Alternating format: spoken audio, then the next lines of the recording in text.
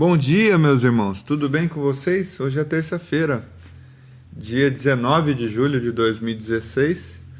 E conforme nós conversamos ontem, eu gostaria de iniciar a partir de hoje uma espécie de estudo mais metódico ou mais sequencial das Escrituras, livro por livro, sem o comprometimento, obviamente, de passar por todos os temas que o livro apresenta, porque isso tomaria bastante tempo, mas de forma específica e pontual e tratando de algumas questões levantadas que me chamaram mais atenção e refletir sobre essas coisas com vocês nesse tempo que a gente tem.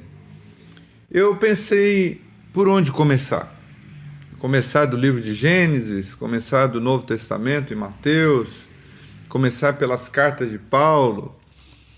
E ao pensar nisso, me veio no coração iniciar por Atos dos Apóstolos. Atos dos Apóstolos é um livro até pouco citado por muitos pregadores, eu poderia até dizer por mim também. Por muito tempo, Atos dos Apóstolos era um livro meio que secundário para mim. E então, entendendo a importância de Atos, eu gostaria de começar por ele. Por que eu acho que Atos dos Apóstolos é um livro importante? Primeiro, porque ele vai mostrar os desdobramentos daqueles que seguiam a Jesus, que viram ele morrer e que tiveram a experiência de ver Jesus ressurreto. E então, a partir da descida do Espírito Santo, no capítulo 2, iniciarem aquilo que até hoje nós temos como provocação de Deus na terra, que é a comunidade de Jesus. Então nós vamos ver isso já acontecendo em Atos, como eles foram impactados pela mensagem de Jesus. Eles foram as pessoas mais próximas de Jesus e agora tinham a missão de levar aquilo que Jesus ensinou para frente, sem a presença física de Jesus, mas com a presença do Espírito Santo que Jesus mandou em seus corações, em seu interior, guiando todo o processo e os ajudando a enfrentarem todo tipo de situação. Atos dos Apóstolos vai falar dessa história continuada dos discípulos de Jesus após a morte e a ressurreição de Jesus. Provavelmente quem escreveu o livro de Atos dos Apóstolos foi Lucas. Da mesma forma como o autor do Evangelho de Lucas escreve a Teófilo, você pode ler lá em Lucas capítulo 1. Em Atos capítulo 1 também você tem essa mesma descrição de que o autor escreveu a Teófilo, querendo relatar as coisas que aconteceram. Diz assim o capítulo 1 e os primeiros versículos. Escrevi o primeiro livro, ó Teófilo, relatando todas as coisas que Jesus começou a fazer e a ensinar. Provavelmente esse primeiro livro seja o livro de Lucas. Até o dia em que, depois de haver dado mandamentos por intermédio do Espírito Santo aos apóstolos que escolhera, foi elevado às alturas. A eles também, depois de ter padecido, se apresentou vivo, com muitas provas incontestáveis, aparecendo-lhe durante 40 dias e falando das coisas concernentes ao reino de Deus. Então, depois que Jesus ressuscitou, ele ainda apareceu durante 40 dias, falando para muitas pessoas sobre as coisas concernentes ao reino de Deus. Comeu com eles, determinou-lhes que não se ausentassem de Jerusalém, mas que esperassem a promessa do Pai, a qual disse ele: de mim ouvistes. Então Jesus tinha prometido o Espírito. Ele disse: quando eu for, eu lhes enviarei o Espírito Consolador, que os guiará a toda a verdade. Então, quando Jesus ressuscitou, disse para eles: fiquem em Jerusalém até que vocês recebam, não é, essa promessa. E porque João, na verdade, batizou com água, mas vós sereis batizados com o Espírito Santo, não muito depois desses dias. Então, Os que estavam reunidos lhe perguntaram: Senhor, será este o tempo em que restaurarás o reino a Israel? Respondeu-lhes: Não vos compete saber tempos ou épocas que o Pai reservou pela sua exclusiva autoridade. Mas recebereis poder ao descer sobre vós o Espírito Santo e sereis minhas testemunhas, tanto em Jerusalém como em toda a Judéia e Samaria e até os confins da terra. É tão interessante isso, parece que Jesus está dando um corte nos discípulos, né? Os discípulos querem saber quando é que o Senhor vai vir e restaurar todas as coisas, até porque era um pouco desse sentimento que movia os discípulos, não é? Aquela coisa, tanto que queriam em um determinado momento colocar Jesus como rei à força, até que Jesus fugiu no meio deles e foi para o monte. E Jesus dá um corte, vocês não têm que saber tempos, vocês não têm que saber épocas. E isso serve para nós não temos que ficar perscrutando quando é que Jesus vai voltar, quando é que determinados períodos apocalípticos vão acontecer. Não é da nossa competência ficar perscrutando essas coisas. Eu vejo muitas pessoas estudiosas tentando descobrir, supor, e alguns já caíram em contradição muitas vezes. Eu me lembro uma vez eu fui num determinado congresso e o pastor lá, o pregador, dizia que Jesus ia voltar no ano de 2012, porque ele fez um determinado cálculo relacionado às palavras de Jesus e com certeza era em 2012. Inclusive eu tinha esses livros, alguns livros desse rapaz na minha pequenininha biblioteca. E então muitos caem em contradição porque ficam tentando entender as épocas, as estações, os tempos. E essa resposta de Jesus vale para nós. Não vos compete conhecer tempos ou épocas que o Pai reservou pela sua exclusiva autoridade. Mas recebereis poder. Vocês não têm que ficar sabendo as épocas onde, de certa forma, o céu vai se fundir com a terra. Vocês vão receber poder para agir na terra, na dimensão de vocês. É disso que vocês têm que cuidar. Vocês têm que ser minhas testemunhas. Em Jerusalém, na Judéia, Samaria, até os confins da terra, por onde quer que vocês vão. Então, no versículo 9 está escrito assim: ditas essas palavras, foi Jesus elevado às alturas, à vista deles, e uma nuvem o encobriu dos seus olhos. E estando eles com os olhos fitos no céu, então eles estavam meio que paralisados, meio que encantados com a visão que tiveram de Jesus subindo. Enquanto Jesus subia, eis que 2 homens, varões, vestidos de branco, se puseram do lado deles. E lhes disseram: varões galileus, por que estáis olhando para as alturas? Esse Jesus que dentre vós foi assunto aos céus, virá do modo como o viste subir. Então parem de ficar olhando para o céu, parem de ficar olhando para as alturas. Esse mesmo Jesus vai descer, assim como vocês o viram subir.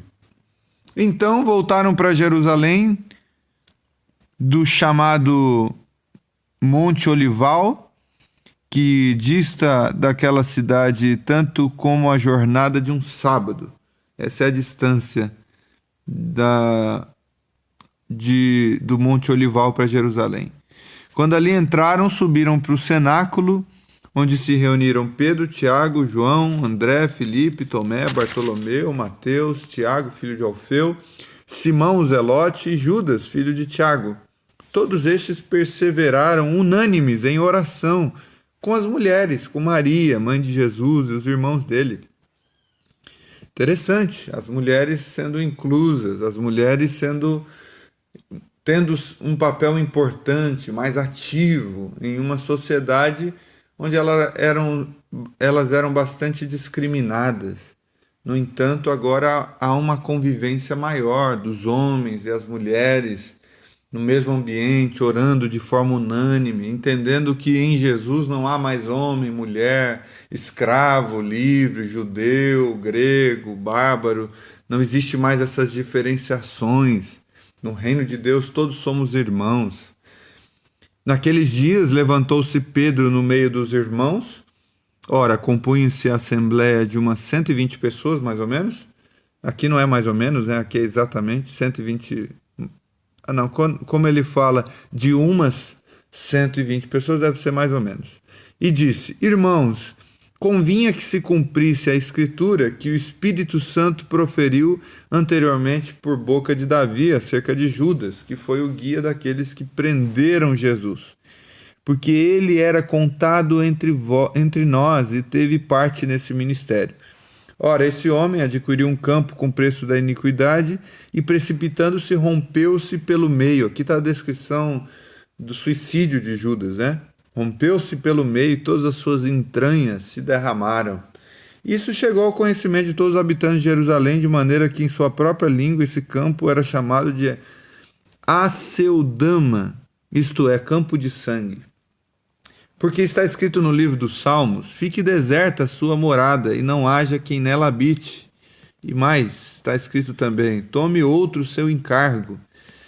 É necessário, pois, que dos homens que nos acompanharam todo o tempo que o Senhor Jesus andou entre nós, começando no batismo de João, até o dia em que dentre nós foi levado às alturas, um destes se torne testemunha conosco da sua ressurreição. Então eles estavam, na verdade, escolhendo, de certa forma, um substituto para o Judas. Então propuseram dois: José, chamado de Barsabás, cognominado Justo, e Matias. E orando disseram: Tu, Senhor, que conheces o coração de todos, revela-nos qual destes dois tens escolhido para preencher a vaga nesse ministério e apostolado, do qual Judas se transviou indo para o seu próprio lugar. E os lançaram em sortes, vindo a sorte recair sobre Matias, sendo-lhes então votado lugar com os 11 apóstolos. Então Matias tomou o lugar de Judas, e o método que eles utilizaram para escolher foi um método antigo, que é o método de lançar sortes, não é? Eu acho que foi a última vez que os discípulos se utilizaram desse tipo de método judaico para descobrir qual é a vontade de Deus. Há alguns intérpretes que dizem que foi desnecessário isso, até porque Matias, depois não se tem quase nenhum relato do que aconteceu com Matias. Parece que Matias teve pouca influência dentro do seu novo cargo, vamos dizer assim, do seu apostolado, né? Mas são interpretações desse texto. No capítulo 2, então, acontece uma revolução. Eu vou tratar disso amanhã, para a gente ficar apenas no capítulo 1. Então veja como o capítulo 1 envolve quando Jesus subiu aos céus, depois de ter ficado um tempo depois da ressurreição, falando sobre o reino de Deus para muitas pessoas. Veja como Jesus tratou dos discípulos que queriam saber sobre as épocas, as estações, os tempos da restauração de Israel. Veja como os discípulos agiram na escolha de Matias para substituir Judas, que se suicidou. E então, no capítulo 2, nós vamos ter a descida do Espírito sobre eles e as primeiras consequências dessa descida na prática, na vida comunitária. Se você tiver um tempinho, leia o capítulo 1 de Atos dos Apóstolos, vai anotando as suas perguntas em um determinado papel, ou vai anotando em algum caderno. Compre um caderno para você ir anotando essas coisas, para você ir guardando no coração, pensando, repensando. E na sexta-feira ou no sábado a gente vai ter um momento também de perguntas e respostas para poder conversar um pouco mais sobre isso e pensar um pouco mais sobre esse capítulo. Tá bom? Um grande abraço para vocês, tenham uma ótima terça-feira. Se você também quiser ler o capítulo 2 de Atos dos Apóstolos, adiantando de amanhã, para você reter melhor o que a gente vai pensar sobre esse capítulo, você também pode fazê-lo assim. A minha oração nesse dia é para que nós tenhamos confiança no Mestre, capacidade de descansar, de não ficarmos nos ocupando com perguntas que Jesus disse para a gente não se preocupar com elas. A minha oração é para que a gente tenha essa capacidade de confiar, de dizer: Senhor, eu não preciso saber dos tempos, das épocas, das estações que o Pai, pela sua autoridade, escolheu. Eu não preciso ter a chave do conhecimento e de todos os mistérios e de toda a profecia. Eu descanso no teu amor e sei que o Senhor é bom e as suas misericórdias duram para sempre. Isso, meus irmãos, nos livra de toda arrogância. Isso nos livra de todas as pretensões soberbas que visam tentar nos transformar em seres humanos que sabem tudo. Que Deus nos ajude a nos livrar disso todos os dias. Em nome de Jesus.